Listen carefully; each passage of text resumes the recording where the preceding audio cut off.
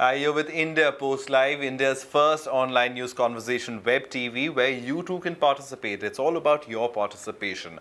I'm Ishan Russell, and how you can participate? Well, it's really simple. Just go to indiapostlive.com. That's a website. Log in and post your comments over there. You can use social media, any of the social media tools to get in touch with us. You can use Facebook, Twitter. On Facebook, just go to our page and send a comment over there, post a comment there. Or on Twitter, you can use our hashtag IndiaPostLive or our Twitter handle at IndiaPostLive to join in this conversation. All right, so what are we talking about today? We're talking about the relations between two countries which have been really strained over the past couple of decades, and there have been changes that have been going on, and that relationship has been evolving, and that is between India and Sri Lanka. Both countries have evolved. They have leaderships now. India certainly has a new leadership, and in Sri Lanka, Mahinda Rajapaksa has emerged certainly as the tallest leader around over there. So how does the dynamic between these two powerhouses work? Well, let's play out that story first. All right, so instead of a story, we'll just get into it, because as I contextualized it, it is pretty important, the ties between India and Sri Lanka. And we'll be talking about those and how the dynamic of Narendra Modi changes that with Raghu Menon. He is from the Amnesty International. Thanks very much for coming in, Raghu. Also, Vidya Venkat joins us. Vidya, Vidya, why don't you introduce yourself? Yeah, I'm the media officer for CHRI. And why did I say that? Was because you were here to speak your own independent Yes, views. My independent views on this. All right. And we've also been joined by R.K. Radhakrishnan. He's the senior deputy editor at the Frontline. Thank you very much. He joins us from Chennai. And we'll also be joined by a host of other voices, including Tamara. He's a blogger, and he joins us from Colombo. So let's start with you, Tamara. How is the new Indian leadership being perceived in Sri Lanka? Is there a lot of noise about the Indian election, and what are the expectations over there? Yes, there is quite a fuss about the Indian elections by virtue of being the largest democratic elections in the world. So there is quite a buzz in Colombo as well, and we would expect that this would be actually a turntable of the relations that has been continuing with India and Sri Lanka, because in the past years we have seen several occasions where discrepancies have arisen in this relationship. So there is quite positive, there is prospective opinion about this election of Narendra Modi as Prime Minister of India, and there is quite positive views on this, that the relations will get better and better. All right, the relations, but could they get better and better? I mean, in Narendra Modi and Rajapaksa, you have two leaders who are pretty similar in the style of functioning, if I may say so. So, do they have a lot of common ground, and can they build on this relationship? I'm sorry, I didn't get your question. I was asking R.K. Radhakrishnan. Yeah. Yeah, in fact, Rajapaksa right now is the strongest leader in South Asia, mainly because of the majority that he enjoys in parliament.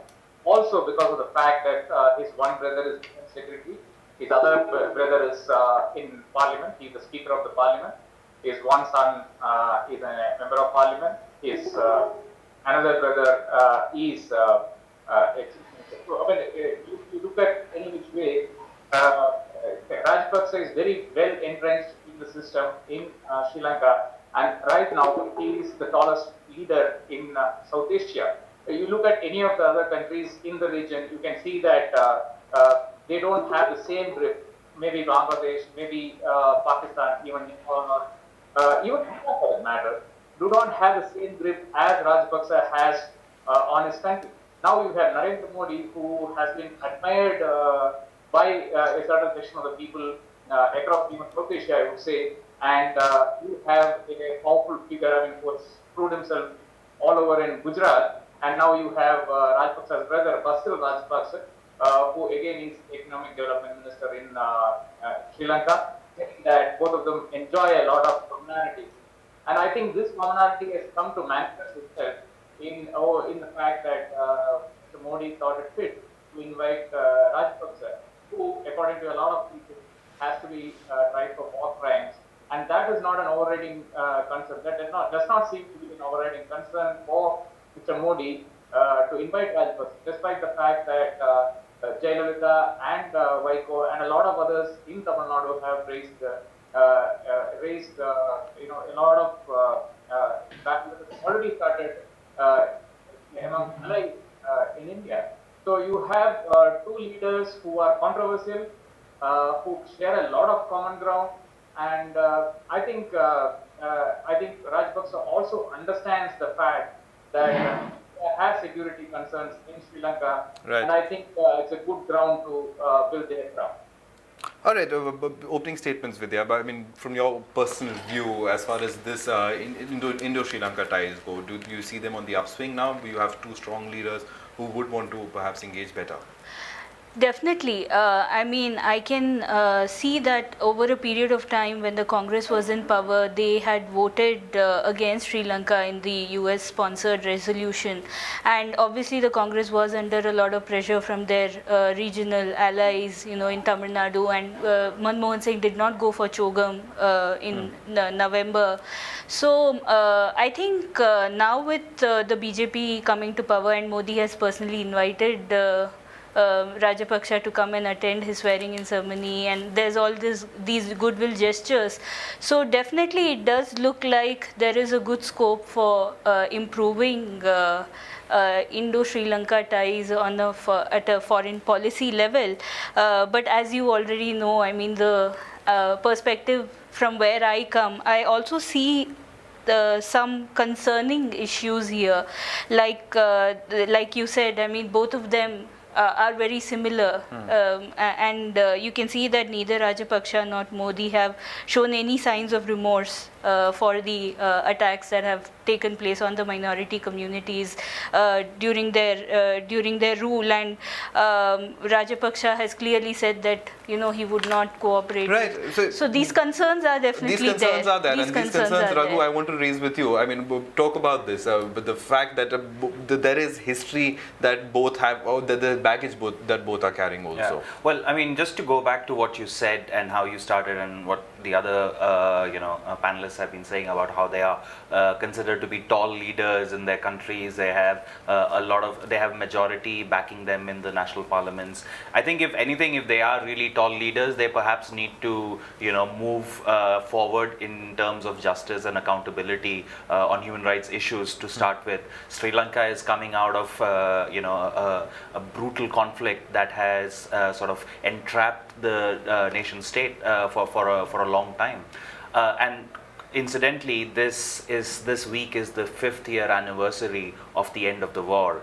And yet in the 5 years, we have seen absolutely no credible investigations into grave allegations of human rights violations and war crimes. So if what President Rajapaksa keeps talking about, his regime keeps talking about in terms of the fact that there's a new Sri Lanka, it's moving forward, we are working towards reconciliation, how can any meaningful reconciliation happen without actually the truth being found out about victims and survivors, the kin of victims being told what happened to their relatives? The fact that this lack of movement on justice and accountability is only actually fueling the cycle of impunity in Sri Lanka. And we can see that already in the last 2-3 years, the issue has moved away from not just being about what happened the last few months of the war in 2009, but also about the increasing attack on human rights defenders, human rights activists, journalists, anyone who's considered to be a dissenter in Sri Lanka.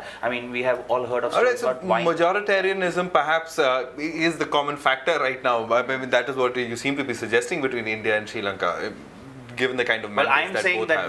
they need to move, and they need to show their their commitment to rule of law and to a just and accountable society that is based on law and justice. All right, but RK, would it really be the tone and tenor of the conversation between Narendra Modi and Rajapaksa?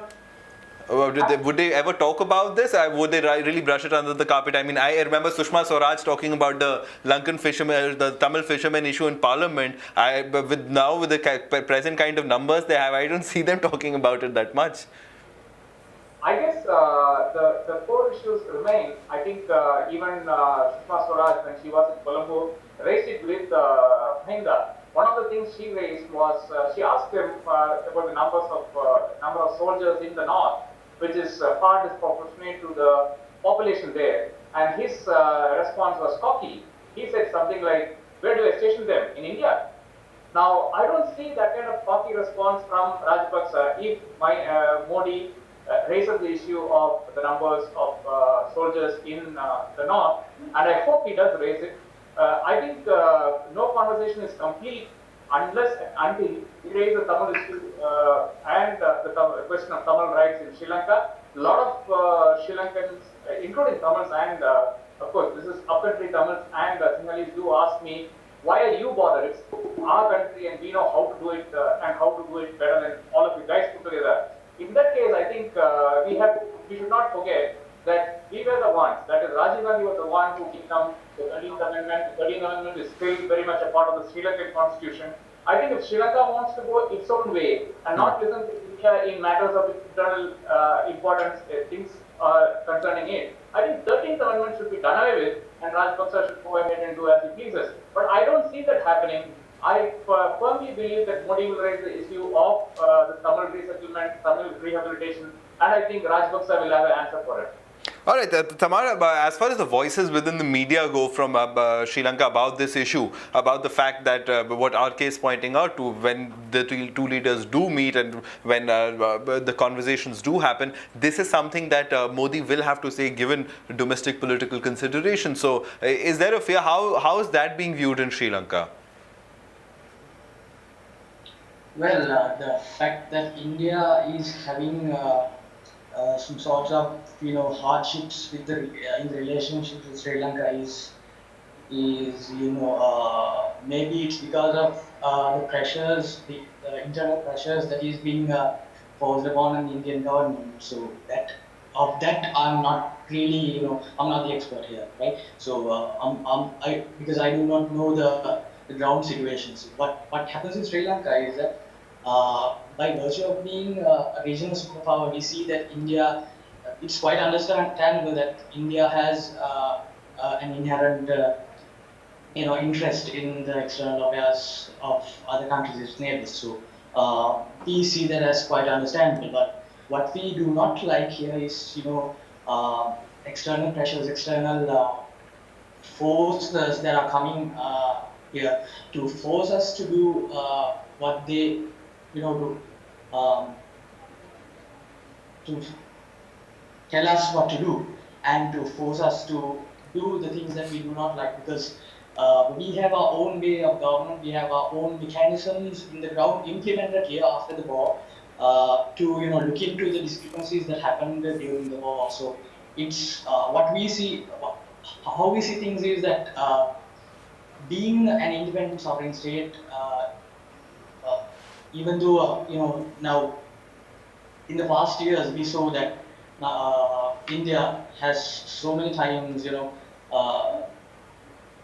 rejected to sell lethal weapons to Sri Lankan armies during times ago, and there has been also situations where the Indian former Prime Minister Manmohan Singh, he refused to attend the shogun that was held in Sri Lanka. So these things, we see them as serious issues because maintaining a good relationship with India to us is very critical, because India is one of our largest trading partners and we have prospering economic ties with the Sri Lankan Free Trade Agreement and all. And Right. With these issues coming in, now what we seek is to find common ground and achieve compromise and to keep up the healthy relationships with India. All right, but Vidya, with Narendra Modi, I mean, the same argument could be given if Narendra Modi raises the same issue raises the issue about the Tamilians in Sri Lanka, then Rajapaksa could turn around and say a few things to Narendra Modi as well in that regard. So, do we see that affecting ties in terms of visits and how the countries view each other? Well, it's a bit difficult to say at this point if it would affect relations, but I think the situation in which Rajapaksa is in right now, where there is a lot of international attention on Sri Lanka, not so much on Gujarat right now. I mean, Gujarat is more of a national issue, and there are voices within India that are operating as pressure groups and fighting for justice and things like that. But I think the scale of attention that Sri Lanka, the violations are getting so much international press and over a period of time, I think that is where I think the difference comes in, that we should not, I think it's dangerous to put these two on the same table and talk about it in the same breath, because I think the nature of the violation is very different. The nature of the dynamics of the politics of with regards to conflict and things like that. In Gujarat, you're talking about a minority community within a state being under attack and so on.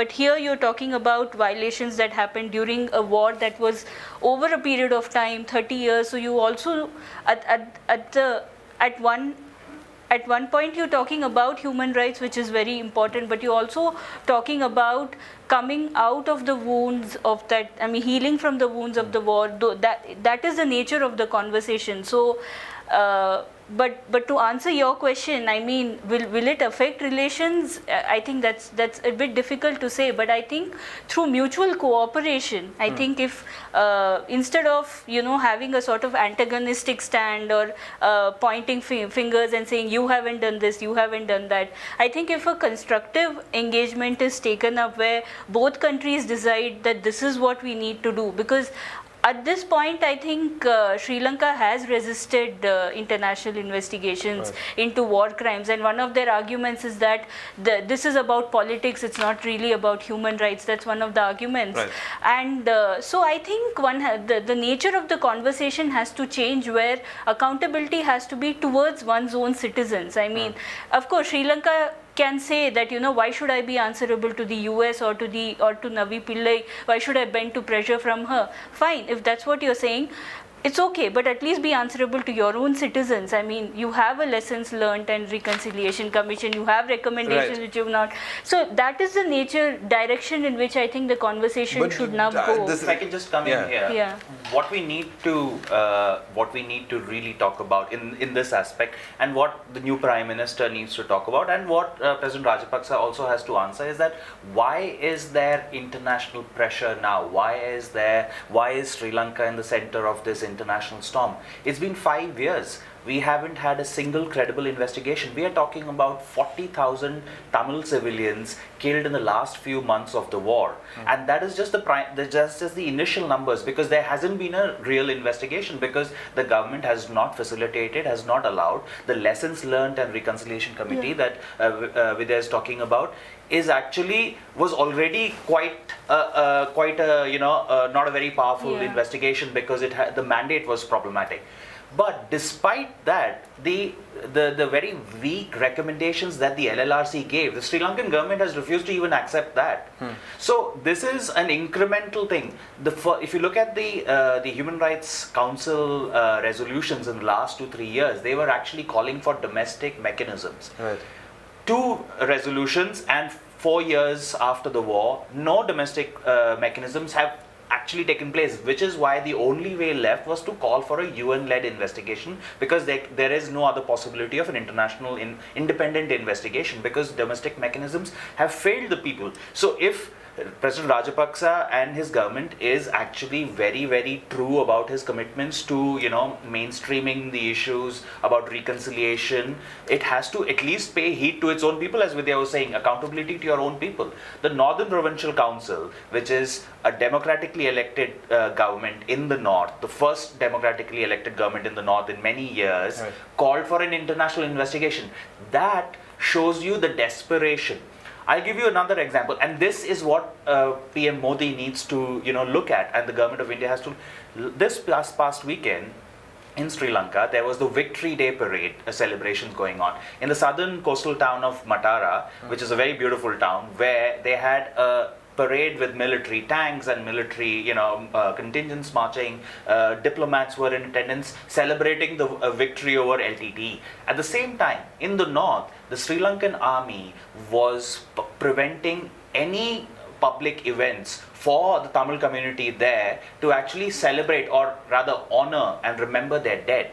I mean, so do you see this impunity where you're saying that one group celebrates and the other who wants to remember? So this sort of shows you what the dynamics is going on, and this is problematic. I mean, Prime Minister, Mr. Modi needs to look at it from the long-term perspective, where this can only cause more and more unrest. Only once and it's problems. addressed, it's moved forward. But we have somebody else joining us on the phone line. Rajesh Sundaram is joining us on the phone line. Rajesh is somebody who really, in fact, introduced me to about the politics and dynamics between India and Sri Lanka. Thanks very much for coming in, Rajesh, a fiercely independent journalist. But how do you see the relationship between India and Sri Lanka developing, Rajesh? Does trade take over the Tamil talk?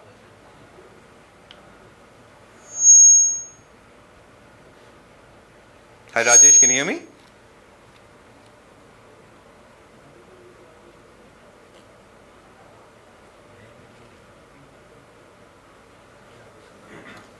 Rajesh?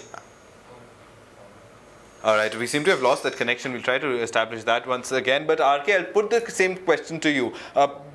With the kind of talk that we've been seeing from Narendra Modi, the Prime Minister now, or Prime Minister designate, do we see trade being the first talking point between the two countries and the rest being talked on the sidelines, and first a relationship will be built and fostered? I think there is a lot of work to be done on the Indo-Sri Lanka relationship itself on various fronts. We have had a serious issue when it comes to business ties, because the Rajapaksa government thought that India was going all out to top Sri Lanka at the UNHRC.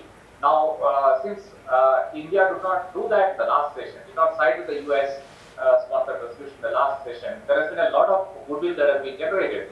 Read this with the fact that Modi overruled all the objections and invited Rajapaksa to attend the swearing in. I think again an atmosphere has been created wherein Rajapaksa can have a decent conversation with Narendra Modi.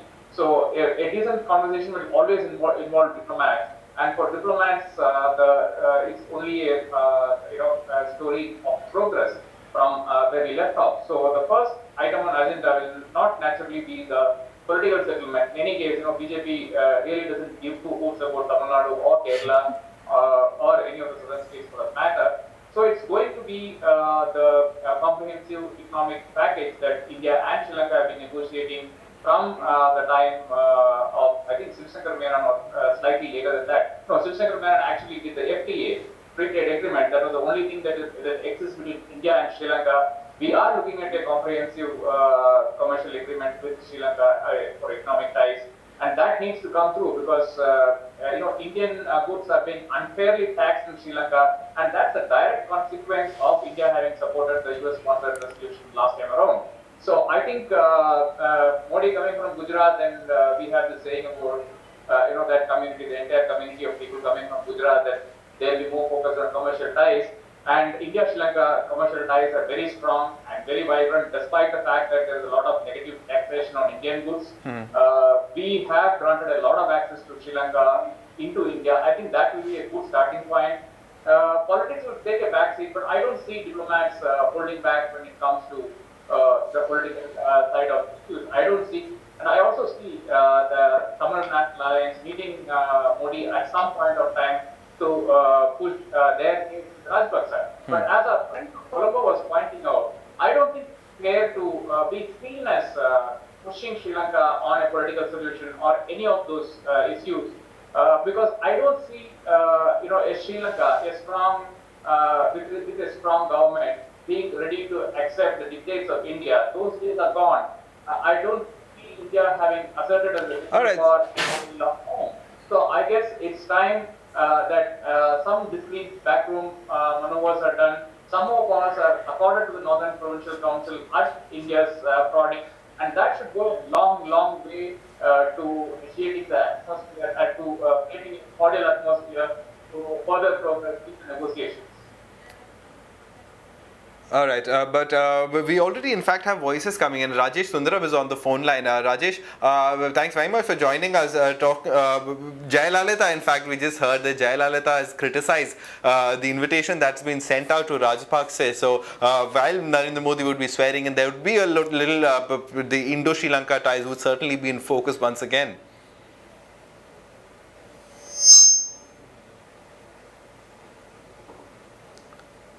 All right, we seem to have lost that connection, but Raghu, Jayalalitha was also now criticizing it. So we see this issue even in India, and even the fact that the Tamil cause has a lot of representation and a lot of backing in India. We certainly see this as the agenda for Narendra Modi. At least many would be pushing this agenda on him. Yeah, no, and we hope that they can actually get through to Mr. Modi, because as the Prime Minister of India, which is a rising power, sees itself in a certain light regionally and globally.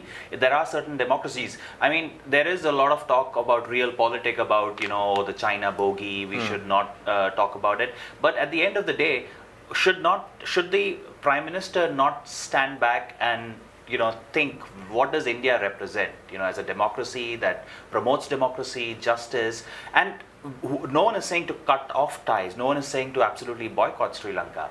What we are saying at this point, with India having abstained at the Human Rights Council, which I think was an abdication of its human rights responsibilities, is to work with President Rajapaksa to urge him to accept the UN-led investigation, because this is the way forward now.